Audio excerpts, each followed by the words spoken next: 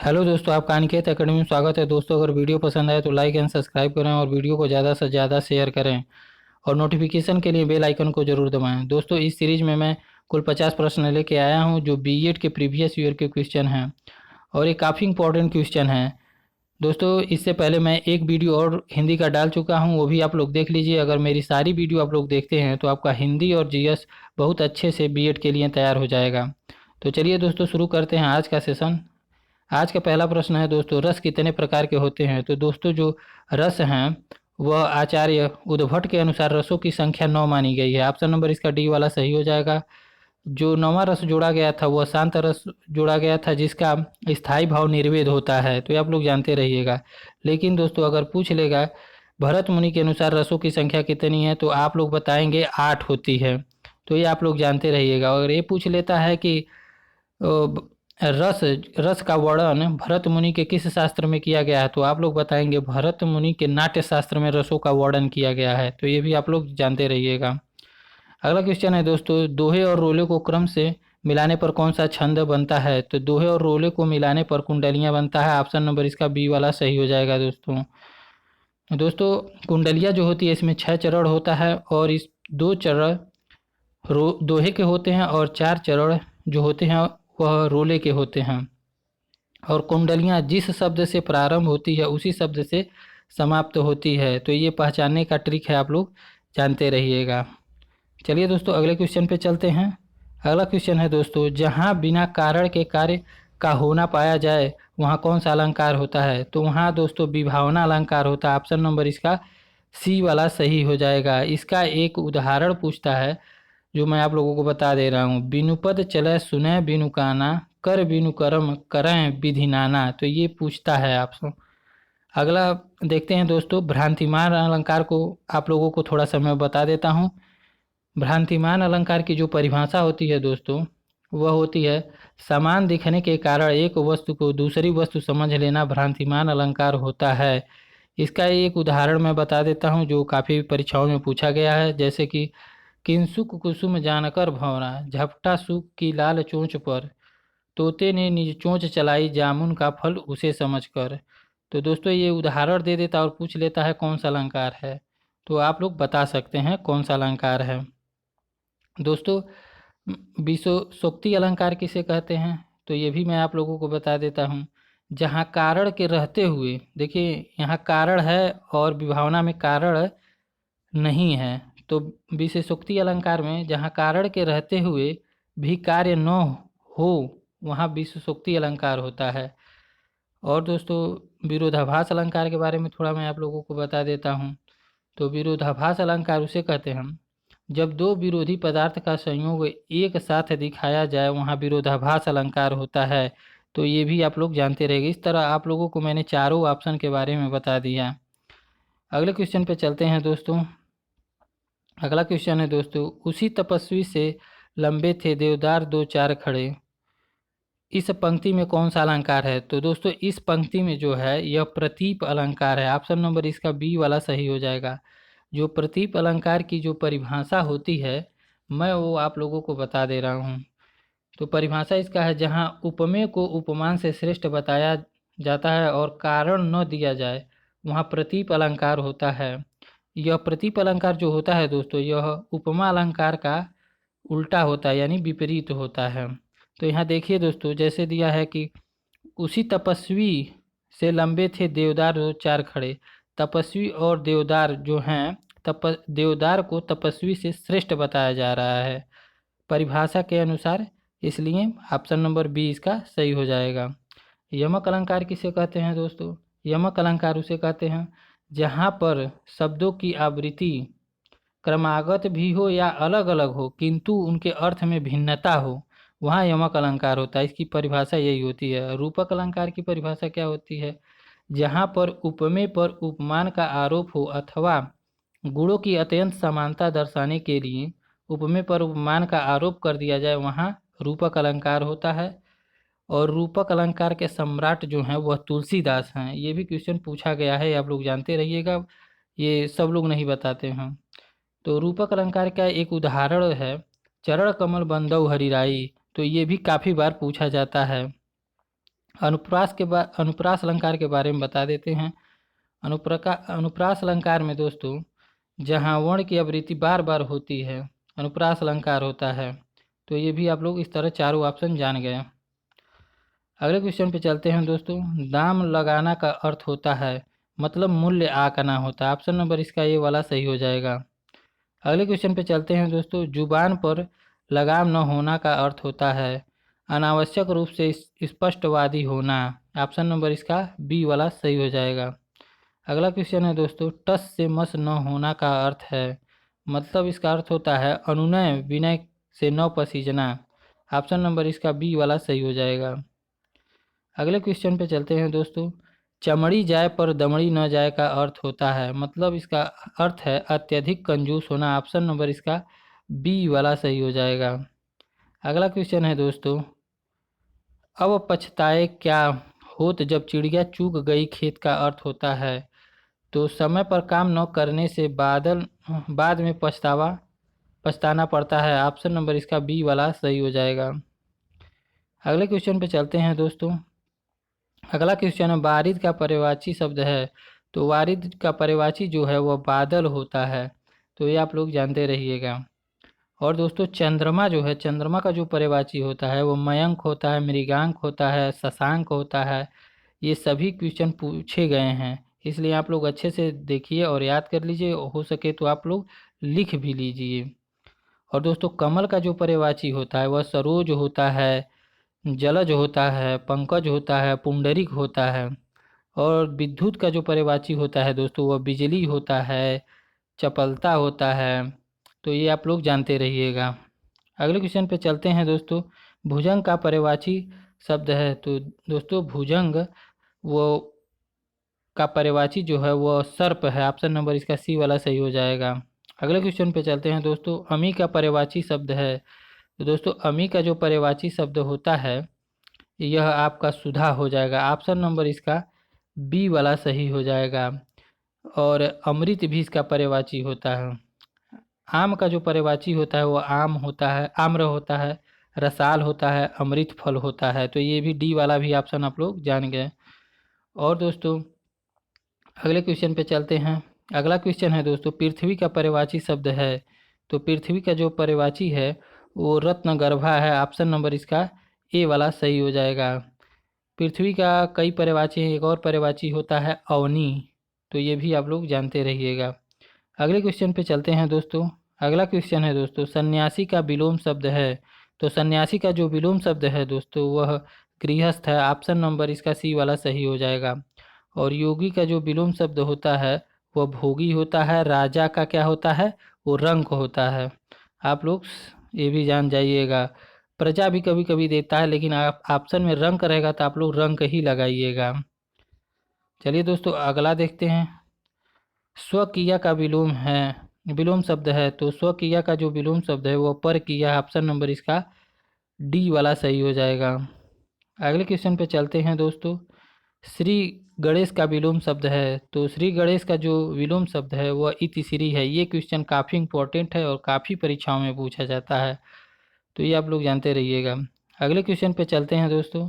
आकर्षण का विलोम शब्द है तो आकर्षण का जो विलोम शब्द है दोस्तों कितने लोग अनाकर्षण लगाएंगे तो अनाकर्षण नहीं होता है दोस्तों विकर्षण होता है। ऑप्शन नंबर इसका बी वाला सही हो जाएगा।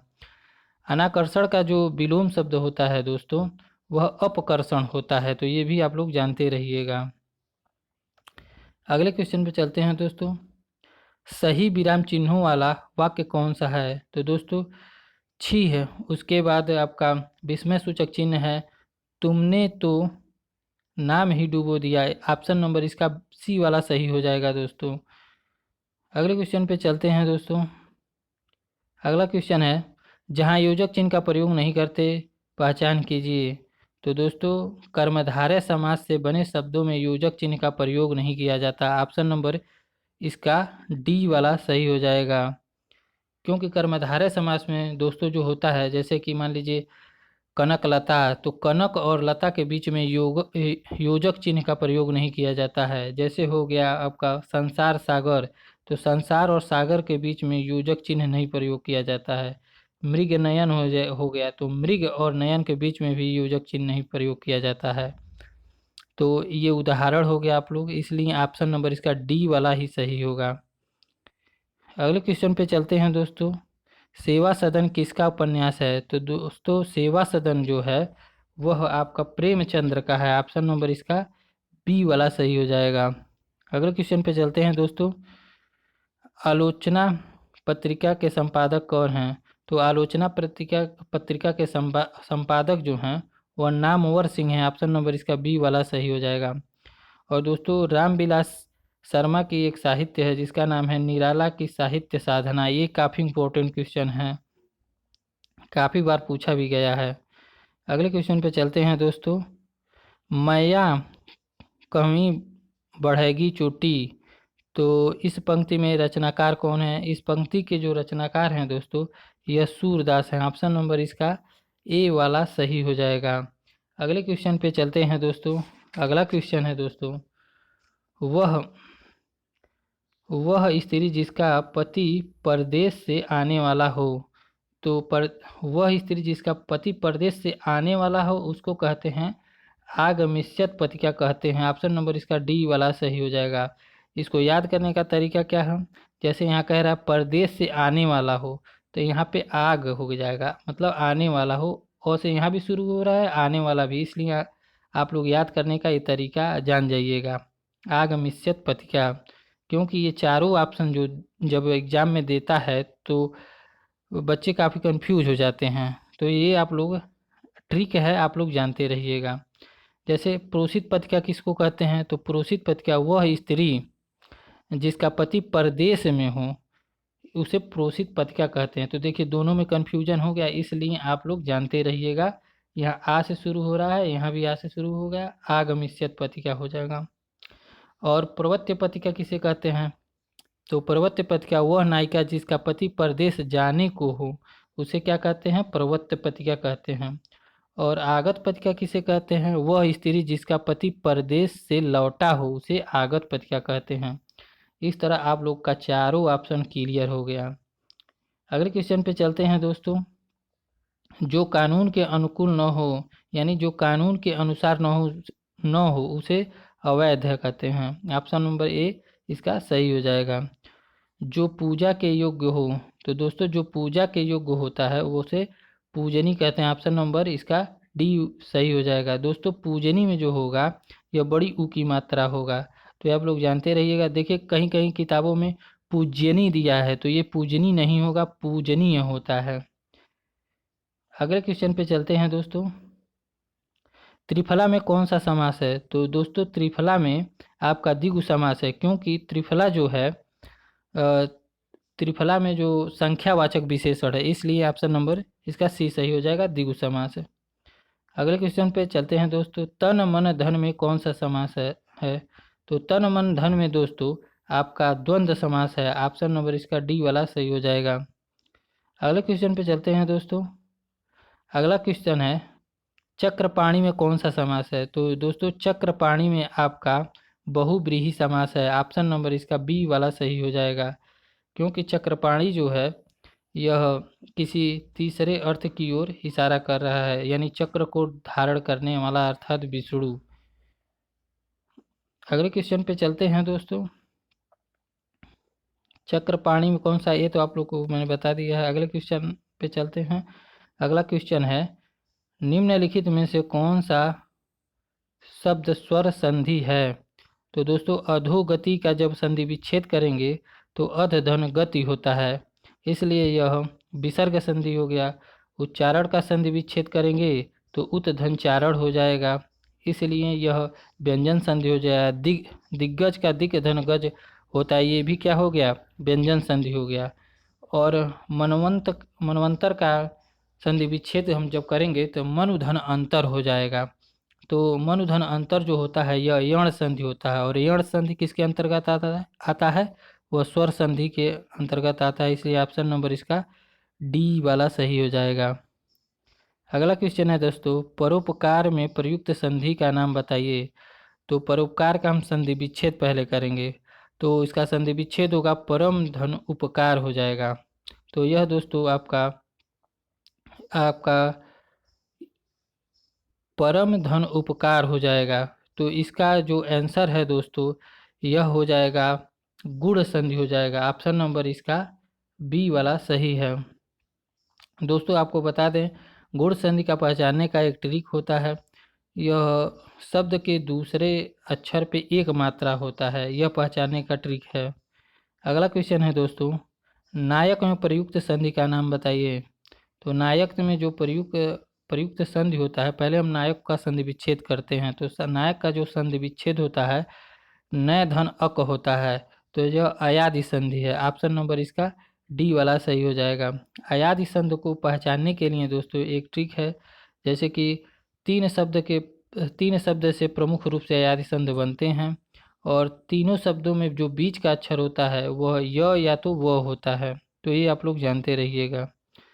अगला क्वेश्चन है दोस्तों, प्रत्येक का संधि विच्छेद सही संधि विच्छेद है। तो प्रत्येक का जो सही संधि विच्छेद है वो प्रतिधन एक है। ऑप्शन नंबर इसका ए वाला सही हो जाएगा।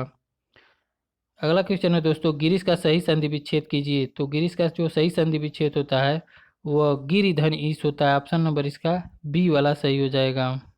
अगला क्वेश्चन है दोस्तों, बेइंसाफी में प्रयुक्त उपसर्ग है। तो बेइंसाफी में दोस्तों बे उपसर्ग है। बे उपसर्ग जो है दोस्तों, यह उर्दू का उपसर्ग है, ये आप लोग जानते रहिएगा। अगला क्वेश्चन है दोस्तों, निम्नलिखित में से उपसर्ग रहित शब्द है। तो पहले चारों ऑप्शन का हम संधि विच्छेद कर लेते हैं। देखिए, जिसको संधि विच्छेद अच्छे से आएगा वही उपसर्ग कर पाएगा। जैसे सुयोग का संधि विच्छेद करते हैं तो सु धन योग हो जाएगा। विदेश का करते हैं तो वि धन देश हो जाएगा। अत्यधिक का करते हैं तो अति धन अधिक हो जाएगा। सुरेश का करते हैं तो इससे अर्थ सही अर्थ नहीं निकल पाता है, इसलिए जो सुरेश है यह उपसर्ग रहित है। ऑप्शन नंबर इसका डी वाला सही हो जाएगा। अगला क्वेश्चन है दोस्तों, निर्वासित में प्रत्यय है। तो निर्वासित जो है इसमें प्रत्यय इत प्रत्यय है। ऑप्शन नंबर इसका डी वाला सही हो जाएगा दोस्तों। अगले क्वेश्चन पे चलते हैं दोस्तों। अगला क्वेश्चन है दोस्तों, नीचे दिए गए विकल्पों में से तद्भव शब्द का चयन कीजिए। तो जो मुंह है दोस्तों, यह तद्भव शब्द है। ऑप्शन नंबर इसका बी वाला सही हो जाएगा। अगला क्वेश्चन है दोस्तों, कौन सा शब्द स्त्रीलिंग है। तो दोस्तों चारों ऑप्शन को देखते हैं। सूचीपत्र यह एक पुल्लिंग है, क्योंकि स्त्रीलिंग इसका सूचीपत्री तो होता नहीं है। सहारा सहारा का सहारी तो होता नहीं स्त्रीलिंग। सियारिन का जो स्त्रीलिंग हो सियार का जो स्त्रीलिंग होता है वह सियारिन होता है। और परिषद भी, परिषद क्या है, परिषद एक स्त्रीलिंग है, इसलिए ऑप्शन नंबर इसका डी वाला सही हो जाएगा। इस तरह चारों ऑप्शन आपको मालूम हो गया। भाववाचक संज्ञाएं बनाइए। तो भाववाचक जो संज्ञा है वह लड़क लड़कपन है। ऑप्शन नंबर इसका सी वाला सही हो जाएगा, क्योंकि दोस्तों जो भाववाचक शब्द होते हैं उसमें अंत में प्रत्यय लगा होता है, तो इसमें पन प्रत्यय लगा है। अगले क्वेश्चन पे चलते हैं दोस्तों। सच सचरित्रता किस मूल शब्द से बना है। तो दोस्तों यह चरित्र का मूल शब्द है, मूल शब्द से बना है। अगले क्वेश्चन पे चलते हैं दोस्तों, कौन सा व्यंजन स्पर्श व्यंजन नहीं है। तो दोस्तों स्पर्श व्यंजन को हम लोग उचित व्यंजन भी कहते हैं, और स्पर्श व्यंजनों की जो संख्या होती है वो 25 होती है, क से म तक। तो दोस्तों आपका तो भी आता है, डो भी आता है, च भी आता है। यह जो होता है वह स्पर्श व्यंजन नहीं होता है। ऑप्शन नंबर इसका ए वाला सही हो जाएगा। लेखक शब्द के अंत में कौन सा प्रत्यय लगा हुआ है। तो दोस्तों लेखक लेखक शब्द के अंत में अक प्रत्यय लगा है। ऑप्शन नंबर इसका डी वाला सही हो जाएगा। अगले क्वेश्चन पे चलते हैं दोस्तों। अगला क्वेश्चन है दोस्तों, नीचे दिए गए विकल्पों में से तत्सम शब्द का चयन कीजिए। तो दोस्तों आपका गेहूं का जो तत्सम होता है वह गोधुली होता है। ऑप्शन नंबर इसका डी बी वाला सही हो जाएगा।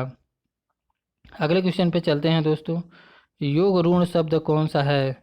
तो दोस्तों योग ऋण जो होता है यह सामान्य अर्थ को न प्रकट करके विशेष अर्थ को प्रकट करता है। जैसे कि लंबोदर, लंबोदर का विशेष अर्थ होता है गणेश, इसलिए ऑप्शन नंबर इसका सी वाला सही हो जाएगा। अगले क्वेश्चन पे चलते हैं दोस्तों, जिस शब्द के कई सार्थक खंड हो सके उन्हें क्या कहते हैं। तो जिस शब्द के सार्थक खंड होते हैं उसे यौगिक कहते हैं। ऑप्शन नंबर इसका सी वाला, बी वाला सही हो जाएगा। और रूढ़ शब्द किसे कहते हैं? जिसके सार्थक खंड न हो, जिसका अर्थ न निकल पावे खंड करने पर, उसे रूढ़ शब्द कहते हैं। और योग रूढ़ आपको मैंने बता ही दिया है। अगले क्वेश्चन पे चलते हैं दोस्तों। निर्देश प्रश्न 97 से 100 तक उपर्युक्त शब्द में रिक्त स्थान की पूर्ति कीजिए। तो दोस्तों पहला जो 97 नंबर क्वेश्चन है, संविधान में हिंदी को राजभाषा कहा गया है। ऑप्शन नंबर इसका डी वाला सही हो जाएगा। अगले क्वेश्चन पे चलते हैं दोस्तों। अगला क्वेश्चन है, मया मोही खाली स्थान बहु खिजायो। तो इसमें ऑप्शन नंबर इसका बी वाला सही हो जाएगा, दाऊ। मया मोही दाहू बहुत खिजायो, दाऊ का अर्थ होता है बड़ा भाई। ऑप्शन, तो चलिए दोस्तों अगले क्वेश्चन पे चलते हैं दोस्तों। उदय शंकर भट्ट हिंदी साहित्य के प्रमुख क्या थे? तो उदय शंकर जो भट्ट थे यह नाटककार थे। ऑप्शन नंबर इसका डी वाला सही हो जाएगा। अगला क्वेश्चन है दोस्तों, युद्ध प्रधान एवं राष्ट्र चेतना परक कविताओं में खाली स्थान की प्रधानता होती है। तो ओज गुण की प्रधानता होती है। ऑप्शन नंबर इसका ए वाला सही हो जाएगा। तो दोस्तों ये था आज का 50 क्वेश्चन। अगर पसंद आया हो तो लाइक करिए, सब्सक्राइब करिए और वीडियो को ज़्यादा से ज़्यादा शेयर करिए। और जो भी आपका क्वेश्चन हो कमेंट सेक्शन में ज़रूर कमेंट करिए। तो चलिए दोस्तों, नमस्कार, धन्यवाद।